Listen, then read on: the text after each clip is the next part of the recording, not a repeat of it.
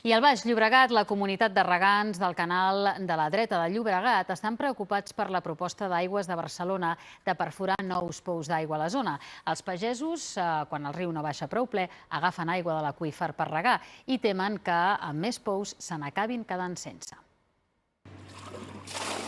Guerra per l'aigua al Baix Llobregat. L'anunci que Aigües de Barcelona vol augmentar les captacions de l'aqüífer de la vall baixa del delta del Llobregat ha encès les alarmes dels pagesos que reguen els seus camps. La companyia proposa estudiar la perforació de 3 nous pous que s'afegirien a la 50ena que ja té, a més d'altres recursos hídrics, al riu Llobregat. Els 600 pagesos de la comunitat de regants del canal de la dreta fan servir l'aigua del riu per regar les 1.100 hectàrees del Baix Llobregat.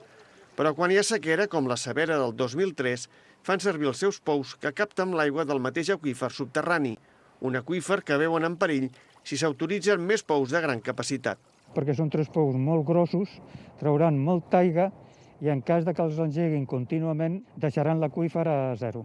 Llavors no tindrem salvaguarda per poder regar els camps a època d'estiu. Vol dir que això en un estiu es tornaria com els monegros, o sigui, es perdrien les collites, tomàquet, escarxofa.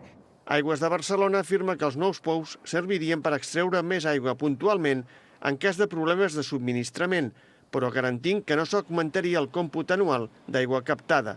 La companyia assegura que vol garantir la sostenibilitat de l'aqüífer i que també estudiarà la possibilitat de recarregar-lo artificialment. L'Agència Catalana de l'Aigua valorarà les al·legacions de totes dues parts abans de decidir sobre el projecte.